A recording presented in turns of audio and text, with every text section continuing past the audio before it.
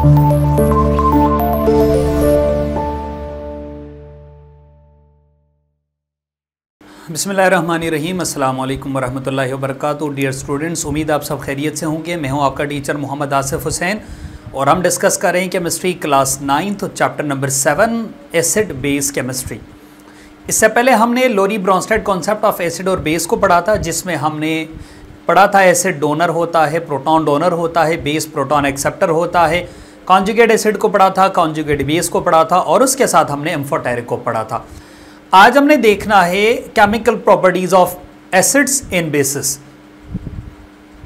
Physical property में हमने पढ़ा था कि एसिड सोर टेस्ट रखता है, बेस बिटर टेस्ट रखता है, एसिड जो है ना कोरेसिव होता है, बेस ज़्यादा कोरेसिव नहीं होता, कुछ बेस कोरेसिव होते, ये सब के सब उसकी फिजिकल प्रॉपर्टीज थी। आज हमने देखना है केमिकली एसिड और बेस क्या बिहेवियर रखते हैं। तो सबसे पहले आपको पता होना चाहिए कि जो एसिड है ये मेटल के साथ न सिर्फ एसिड से रिएक्ट करते हैं बल्कि हाइड्रोजन गैस इवॉल्व होती है, लेकिन बेस मेटल के साथ रिएक्ट नहीं करती।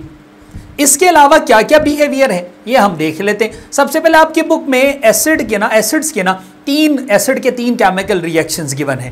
पहला एसिड का अल्कली मेटल के साथ, दूसरा मेटल के साथ, तीसरा मेटल के डिकम्पोजिशन। तो आइए बारी बारी देखते हैं।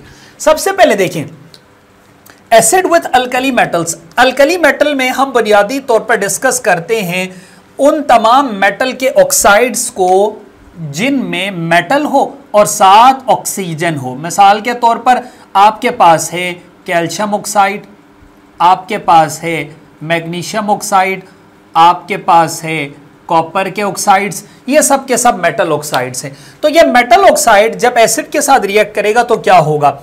सबसे पहले बेटा ये नाइट्रिक एसिड, ये कैल्शियम ऑक्साइड, ठीक है, होगा किस तरह से, मैकेनिज्म को समझेगा। सबसे पहले ये स्प्लिट हो जाएगा यूं, H पॉजिटिव NO3 नेगेटिव। ये कैसे स्प्लिट होगा? Calcium 2 plus oxygen 2 minus. फिर क्या होगा? फर्स्ट रिएक्टेंट का पॉजिटिव सेकंड रिएक्टेंट के नेगेटिव के साथ जुड़ेगा। तो देखें यहां से आपके पास आएगा NO3 और ये जुड़ेगा किसके साथ? कैल्शियम के साथ। NO3 के ऊपर नेगेटिव, कैल्शियम के ऊपर पॉजिटिव। तो देखिए ये बना कैल्शियम नाइट्रेट। कैल्शियम की वैलेंसी चली गई नाइट्रेट के पास और नाइट्रेट की वैलेंसी कैल्शियम के पास। फिर क्या हुआ? इधर एक हाइड्रोजन, इधर एक ऑक्सीजन और ये दोनों मिलके बना H2O वाटर। क्लियर हो गई बात? सेकेंड वाला देखिए, ये है सल्फ्यूरिक एसिड H2SO4 और उसके साथ potassium hydro oxide. Sulphuric acid कैसे स्प्लिट होगा? हमारे पास सबसे पहले ये स्प्लिट हो जाएगा H पॉजिटिव और SO4 2 माइनस। पोटेशियम क्या होगा? K पॉजिटिव और OH नेगेटिव। जुड़ेंगे किस तरह से? ये SO4 और ये K आपस में जुड़ जाएंगे और ये बनेगा K2SO4। सल्फेट की वैलेंसी पोटेशियम के पास, पोटेशियम की वैलेंसी सल्फेट के पास, और ये दोनों देखें H2O बनेगा, ये आपके पास आ गया। इसका मतलब यहां इंपॉर्टेंट है ये वाटर का बनना। तो जब भी मेटल ऑक्साइड एसिड के साथ रिएक्ट करेगा, एक तो सॉल्ट बनेगा और उसके साथ वाटर बनेगा। दूसरा, मेटल के साथ क्या रिएक्शन करेगा? देखिए मेटल आपके पास बहुत सारे, कैल्शियम है, पोटेशियम है, लिथियम है, बेरिलियम है, बेरियम है, कॉपर है, सल्फर है, ये सब के सब आपके पास मेटल्स है।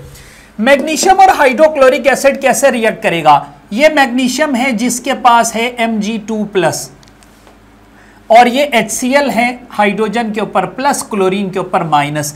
ये मैग्नीशियम और क्लोरीन आपस में जुड़ जाएंगे तो देखिए MgCl2 और पीछे बचा एक हाइड्रोजन H2, ये गैस बनके इसमें से उड़ जाएगा।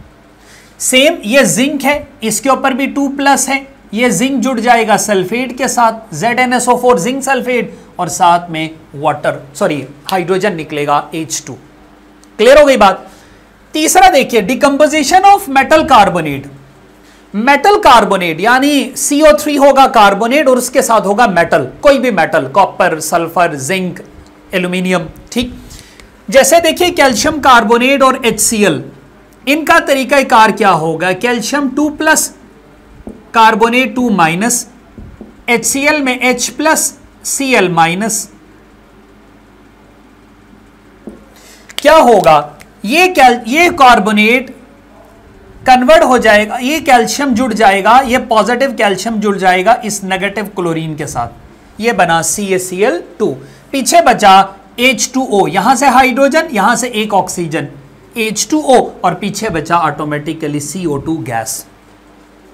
ठीक, सेम यहां पे देखिए सोडियम बाइकार्बोनेट, सोडियम बाइकार्बोनेट, ये स्प्लिट कैसे होगा, ये सोडियम स्प्लिट होगा, फिर यहां से आपके पास हाइड्रोजन स्प्लिट होगा, CO3 स्प्लिट इस तरह से होगा। फिर इसका कैसे होगा, हाइड्रोजन पॉजिटिव होगा, SO4 माइनस होगा। जुड़ेंगे कैसे, सबसे पहले ये सोडियम इस सल्फेट के साथ जुड़ेगा Na2SO4, फिर क्या होगा, ये हाइड्रोजन 2 और एक ऑक्सीजन यहां से, ये बनेगा H2O, और फिर फाइनली बचा CO3 की जगह CO2, क्योंकि इसका एक ऑक्सीजन वाटर के साथ जुड़ चुका है। क्लियर हो गई बात। और ये कार्बन डाइऑक्साइड भी गैस है और ये इस एनवायरनमेंट से निकल जाएगी। ये 3 रिएक्शन है एसिड के, याद रखिएगा, ये लॉन्ग क्वेश्चन के तौर पे इंपॉर्टेंट है। आपने जस्ट इनके रिएक्शंस को लिखना है और अच्छे से समझना, और समझ के आपने लिखना है, इसमें आपको रटना नहीं पड़ेगा, आपने जस्ट अपने तौर चीजों को बहुत अच्छे से समझ के ये लिखना है। अब हमने देखना है बेस की प्रॉपर्टीज क्या है। सबसे पहली बात बेटा, बेस डिफरेंट टाइप्स के, उनमें से एक है अल्कली बेस, जिसके साथ मेटल्स जुड़े हुए हों। अब उसमें से जो सोडियम हाइड्रोक्साइड है, तमाम के तमाम जो अल्कली बेस है ना, ये वाटर में सोल्यूबल है।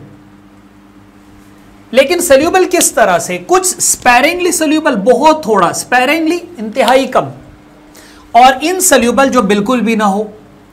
सोडियम हाइड्रोक्साइड, पोटेशियम हाइड्रोक्साइड और कैल्शियम हाइड्रोक्साइड पानी में डिसॉल्व होगा बहुत थोड़ा सा, लेकिन जो आपके पास कॉपर हाइड्रोक्साइड है, ये पानी में डिसॉल्व बिल्कुल भी नहीं होगा।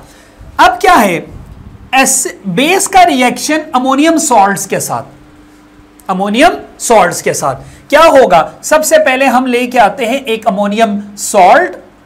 सबसे पहले देखें हमारे पास है NH4NO3, इसका नाम है अमोनियम नाइट्रेट, ये एक सॉल्ट है, अमोनियम नाइट्रेट। इसका रिएक्शन किसके साथ होगा, इसका रिएक्शन होगा NaOH बेस के साथ।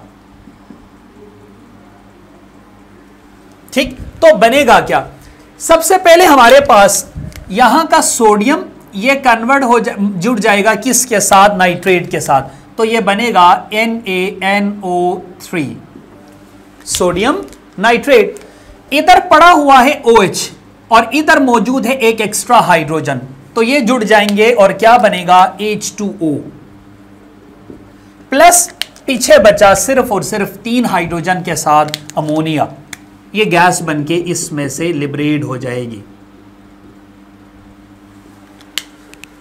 इसका मतलब अमोनियम सॉल्ट बेस के साथ रिएक्ट करने पे क्या बनेगी, अमोनिया गैस बनेगी।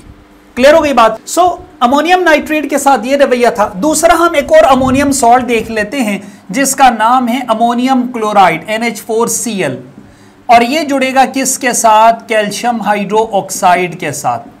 तो क्या बनेगा, देखिए गौर से देखिएगा, सबसे पहले ये कैल्शियम और क्लोरीन आपस में जुड़ेंगे, मैकेनिज्म को जरा समझिएगा, ये बनेगा CaCl2, उसके साथ क्या होगा, ये OH और यहां से एक हाइड्रोजन, ये जुड़ के बनेंगे H2O प्लस पीछे यहां पे 4 हाइड्रोजन थे, एक वाटर के साथ चला गया, तो पीछे आपके पास बचा NH3 अमोनिया।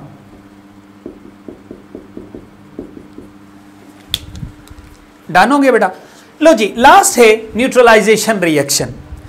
एसिड जब भी बेस के साथ रिएक्ट करेगा न्यूट्रलाइजेशन रिएक्शन होगा, या बेस जब भी एसिड के साथ रिएक्ट करेगा तो नतीजतन क्या होगा, न्यूट्रलाइजेशन रिएक्शन होगा। मिसाल के तौर पर देखिए, हम कहते हैं कि जी एक बेस है सोडियम हाइड्रोक्साइड, ये रिएक्ट करेगा एसिड के साथ HCl। ठीक, तो क्या होगा, सबसे पहले बनेगा NaCl और उसके साथ बनेगा H2O, वाटर आपके पास बन गया। क्लियर हो गई बात, ठीक है। ये एसिड और ये बन गया बेस, ये बन गया सॉल्ट, ये बन गया वाटर, और इसको कहते हैं न्यूट्रलाइजेशन रिएक्शन कहा जाता है। ठीक हो गया। इसी तरह से मिसाल के तौर पर अगर आप अपनी बुक में देखेंगे तो आपको एक और एग्जांपल देखने को मिलेगी, कैल्शियम हाइड्रोक्साइड प्लस H2SO4, ये बेस